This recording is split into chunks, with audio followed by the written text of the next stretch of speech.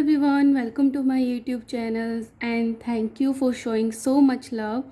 So here we are starting the second part of our chapter, that is a reproduction in plants. So यहाँ तक हमने complete कर लिया था. Let's start from here, that is the artificial methods of the vegetative propagation. Vegetative propagation क्या था? जो भी plants के vegetative parts होते हैं like the roots, stems और leaves, उनके थ्रू ग्रो करना न्यू प्लांट. नेचुरल मेथड्स की हमने बात कर ली थी. अब हम बात करते हैं आर्टिफिशियल मेथड, मतलब मैन कैसे उसको वेजिटेटिव प्रोपोगेशन से क्रॉप्स को ग्रो कर सकता है. As the vegetative propagation is a simple, faster and the less expensive method of the reproduction, it is used in the various horticulture gardens and the nurseries. अब क्या है, जो vegetative propagation है वो बहुत ही सिंपल, फास्टर, बहुत ही time less लेता है एंड लेस एक्सपेंसिव, मनी भी ज़्यादा मतलब यूज़ नहीं होती. मेथड है रिप्रोडक्शन का और यूज़ होता है in various horticulture gardens. Horticulture gardens होते हैं कि जो भी फ्लावर्स यूज़ होते हैं डेकोरेशन वगैरह के लिए, वो जो गार्डन्स होते हैं, और नर्सरीज में प्लांट्स को ग्रो करने के लिए वहाँ पर यूज़ होता है. Some artificial methods of the vegetative propagation adopted by the humans are. कुछ जो आर्टिफिशियल मैथड है जो ह्यूमन अडॉप्ट करते हैं वो है cutting, layering, grafting and the tissue culture. One by one हम इसको डिस्कस करेंगे तो आपको समझ में आ जाएगा. Number 1 is cutting. In this method stem of the bud, देखो इसमें क्या किया, इस मेथड में एक स्टेम ली जिसमें कि बड थी, this is a bud, is cut and planted in the moist soil. After a few days roots and the leaves develop from the cut stem. एक हमने स्टेम ले ली जिसमें कि बड थी और उसको मॉइस्ट सॉइल में हमने सो कर दिया, तो थोड़े दिनों बाद हम देखेंगे कि उसमें से रूट्स डेवलप हो गई हैं. ठीक है, तो ये क्या हो गया, कटिंग हो गया. This method is use for growing rose, bougainvillea and the sugar cane. तो आपको ये एग्जाम्पल लर्न करने हैं कि कटिंग मैथड से किस में आर्टिफिशियल वेजिटेटिव प्रोपोगेशन होता है, that is a rose, bougainvillea and the sugar cane etcetera. Now, there is an activity to obtain a plant from the stem of an existing plant by the method of cutting. तो इसमें क्या किया, एक stem ली रोज़ plant की, अ pot filled with a moist soil, और अलग से हमने एक पॉट ले लिया जिसमें कि मॉइस्ट सॉइल थी. Cut a small part of the stem और the branch of a rose plant having a least one bud. तो सबसे ज़्यादा इंपॉर्टेंट क्या है कि स्टेम तो ली है लेकिन उसके साथ एटलीस्ट वन स्टेम प्रेजेंट होना बहुत ज़रूरी है. This cut peace with a bird is called the stem cutting. तो ये जो पीस हमने लिया है इसको बोल देते हैं हम stem cutting. Put the lower end of the stem, जैसे हमने कट किया प्लांट को तो जो लोअर एंड है उसी को ही नीचे की तरफ हमने लगाना है. Cutting in the moist soil contain in a pot and the upper part of the stem having bud above the ground. और जो बड है उसको ग्राउंड के ऊपर की तरफ रखना है और जो हमने कट किया था निचले का पार्ट नीचे रखना है. Water the stem cutting planted in the moist soil every day, और हमें उसको डेली वाटर देना है. क्या ऑब्जर्व करोगे, a new rose plant grows from the stem cutting की, उस स्टेम कटिंग से न्यू रोज प्लांट जो है वो ग्रो कर गया. Now second is layering. In this method the lower branch of the plant is bend and a small portion of it cover with a moist soil.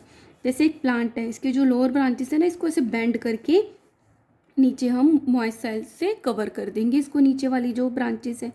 जब cover कर देंगे तो क्या होगा, the bark of the covered portion is removed before covering the soil. तो जैसे ये plant था, इसको जब हम नीचे बेंड करके सॉइल में से कवर करेंगे उससे पहले इसकी जो ऊपर का स्टेम है इसको रिमूव कर देंगे. ठीक है, so after a few days, तो जब हमने इसको बरी कर दिया तो थोड़े दिन बाद क्या होगा, नीचे से रूट्स निकलने लग जाएंगी और हम इस स्टेम को काट देंगे तो न्यू प्लांट डेवलप हो जाएगा. ठीक है, the bark of the covered portion is removed before covering with soil. After a few days roots develop in the buried portion of the branch. The branch is then cut from the main plant, main plant से branch को cut कर दिया and it grows as an independent plant. तो वो independent plant जो है वो grow कर जाएगा. This method is use to propagate bougainvillea, rose and the jasmine. तो these are also example of the layering. तो बोगेनवेलिया और रोज को कटिंग स्टेम से और लेयरिंग से दोनों तरीके से हम ग्रो कर सकते हैं. Third one is grafting. Grafting होता है एक चीज़ को दूसरे जगह पे लगाना.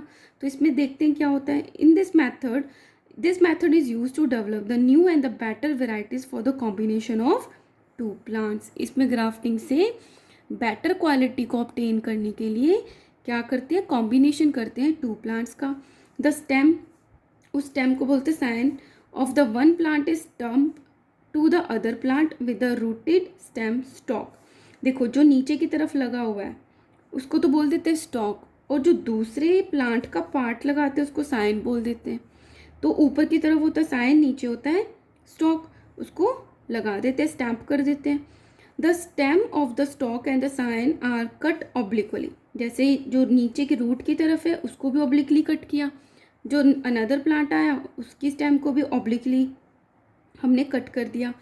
And these are bound tightly with a piece of cloth and covered with a polythene sheet to avoid any infection or loss of water from the cut surfaces।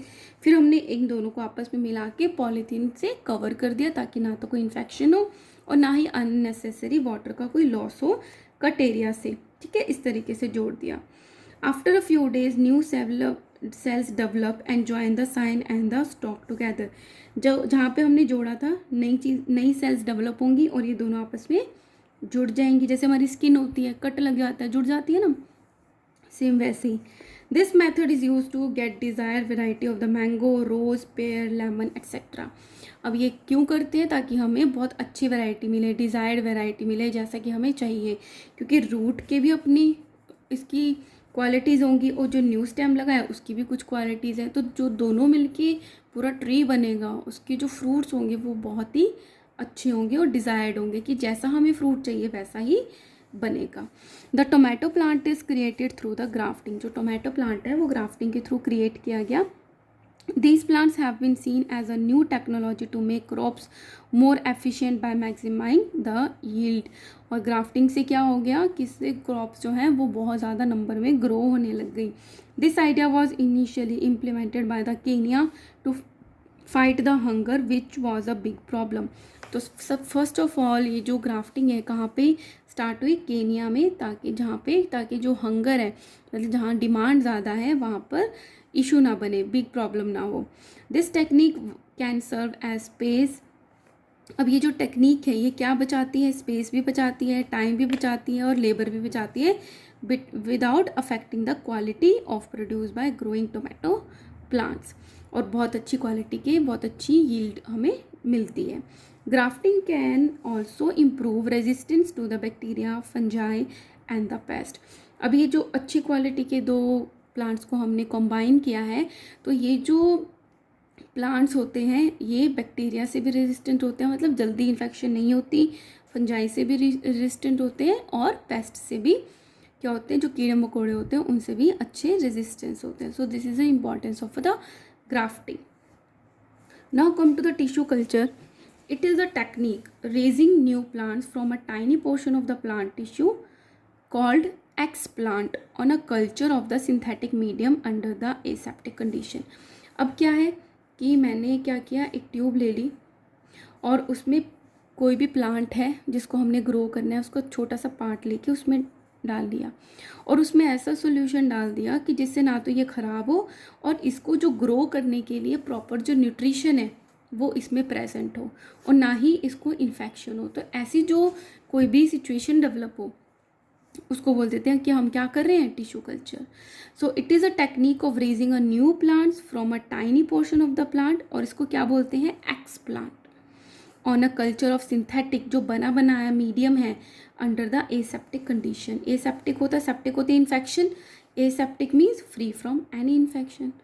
The cells of the tissue divide. अभी इसको सारे proper nutrition मिल रहा है तो ये sales जो होती है डिवाइड करने लगती आती हैं and grow into an unorganized mass. बस एक मास बन जाता है, ठीक है, ऑर्गेनाइज नहीं होता, बस एक मास बन जाता है of the cells called the callus, और उसको क्या बोल देते हैं हम, कैलस। तो this is a plant tissue, this is a nutrient medium, और ऊपर कॉटन प्लग लगा दिया।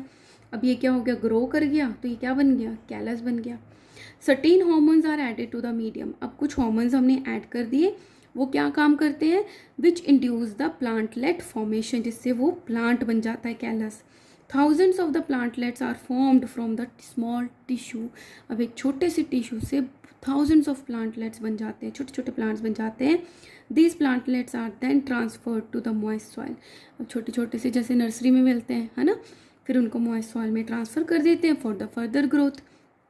Orchids, the chrysanthemum, asparagus, and the many other plants are grown by these methods. These examples are also very important, right? Now, the advantages of the vegetative propagation in the plants, ये भी important है कि अब हमें क्या क्या फ़ायदे हुए इस vegetative propagation से plant के।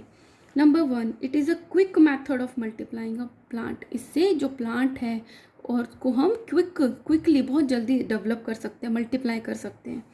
Plants grow in this way require less time to mature. एक सीड को डाल के ग्रो करने में जितना टाइम लगता है उससे बहुत कम टाइम इस तरीके से ग्रो करने में लगता है वेजिटेटिव प्रोपोगेशन से। एंड बियर मोर फ्रूट्स, और ज़्यादा फ्रूट्स भी मिल गए, और क्या चाहिए। Then those grown from the seed, जो कि सीड से ग्रो करते हैं उसके कंपैरिजन में जल्दी भी ग्रो कर गए, फ्रूट्स भी ज़्यादा हो गए और जल्दी मैच्योर भी हो गए। The new plants are exact copy of the parent plant as they are produced from the single parent. अब वेजिटेटिव प्रोपोगेशन में क्या है, सिंगल पेरेंट है, ये सेक्सुअल रिप्रोडक्शन है। तो जैसा प्लांट होता है पेरेंट प्लांट वैसा ही बेबी प्लांट होता है। तो जो गुड क्वालिटीज़ की हैं पेरेंट प्लांट की वैसी ही बेबी प्लांट की होंगी। So all the good desired qualities of the parent plant can be replicated in the new plant. Fourth is even seedless plants like the banana, sugarcane and the pineapple are easily grown by this method. अब कुछ plants हैं जिनमें seeds ही नहीं होते हैं fruits में, तो हम उसको grow कैसे करेंगे, तो vegetative propagation के through हम इनको grow कर सकते हैं। Fifth is plants developed by the vegetative propagation usually need less attention than the plants grown from the seeds. तो जो seed से grow होते हैं उनको ज़्यादा attention की ज़रूरत होती है as compared to the vegetative propagation के थ्रू जो प्लांट्स डेवलप हुए हैं उनको, ठीक है। So these all 5 are the advantages of the vegetative propagation. Now come to the disadvantages. अब इसमें कमियां क्या क्या हैं वेजिटेटिव प्रोपोगेशन को। Disease is present in the parent plant. अगर पेरेंट प्लांट में कोई डिजीज प्रेजेंट है spread to all the daughter plants, तो जितने हम न्यू प्लांट्स बनाएंगे उन सब में वो डिजीज आ जाएगी। Second, vegetative propagules can not be stored like seeds. अब जो हमने वेजिटेटिव जो भी जैसे लीफ है या फिर हमने रूट है या फिर ब्रांच के थ्रू हमने जो डेवलप किया है उसको हम स्टोर तो नहीं कर सकते, वो तो क्या है ऑर्गेनिक है, फटाफट डेड हो जाएगा। बट सीड में तो कोटेड होता है, वो लॉन्ग टाइम तक हम स्टोर कर सकते हैं, है ना। तो ये भी एक डिसएडवांटेज हो गया। Third is due to the production of the large number of the plants. अब हमने देखा था छोटे से टिश्यू से बहुत सारे जो प्लांट्सलेट्स हैं वो डेवलप हो जाते हैं। अब इसमें क्या large number of plants develop होंगे within a restricted region. अब इतना सा एरिया है फार्म का और उसमें बहुत सारे डेवलप हो जाएंगे तो रिस्ट्रिक्टेड हो जाएगा ना, सबको कम जगह मिलेगी। Vegetative propagation causes overcrowding, जिससे उस जगह की ओवर क्राउडिंग हो जाती है। Fourth is vegetatively propagative plants are unable to adapt in changing environment. अब क्या होता है, जैसे हम बात करते हैं कि जिससे क्या होता है इवोल्यूशन होता है। इवोल्यूशन में क्या है, नए नए जो कॉम्बिनेशंस होते हैं पेरेंट्स के, मदर फादर, उससे न्यू जो चाइल्ड डेवलप होता है वो मच बेटर होता है in the adaptation in the new environment, क्योंकि टाइम के साथ एनवायरनमेंट भी चेंज हो रहा है। बट अगर ये वेजिटेटिव प्रोपोगेशन है तो जिस एनवायरनमेंट में पेरेंट प्लांट था उसी एनवायरनमेंट में डॉटर प्लांट रह सकता है। सो ये अडॉप्ट नहीं कर पाता चेंजिंग एनवायरनमेंट को, ठीक है। तो ये भी क्या है, एक डिसएडवांटेज है। Now come to the MCQs। Vegetative propagation in potato takes place. Potato का जो वेजिटेटिव प्रोपोगेशन है वो कौन करता है, स्टेम ट्यूबर, ट्यूब लर्न कर लो। Vegetative propagation by the leaves takes place in the plants like dahlia, rose, grass, bryophyllum. Bryophyllum में हमने पढ़ा था, ऐसे क्या होता है, ये ब्रायोफाइलम होता है और इसके जो नोचेज होते हैं वहाँ पे डेवलप हो जाता है ना। तो वेजिटेटिव प्रोपोगेशन लीव से हुआ ब्रायोफाइलम का। Which of the following is not a method of the asexual reproduction in plants. Vegetative propagation है, स्पोर है, फ्रेगमेंटेशन है, बर्डिंग नहीं है प्लांट में। Which of the following is not a seedless plant. Banana, देखो अभी हमने एग्जाम्पल पढ़े थे, बनाना भी है, शुगर केन भी है, पाइनएप्पल भी है। Answer is begonia. Tamarind propagate vegetatively through. जो टैमरिंड है वो रूट्स के थ्रू क्या करता है, वेजिटेटिवली प्रोपोगेट करता है। ओके, नेक्स्ट वीडियो में मैं आपको फ्लावर से स्टार्ट करवाऊंगी। Guys if you like my videos kindly like, share and subscribe. Thank you.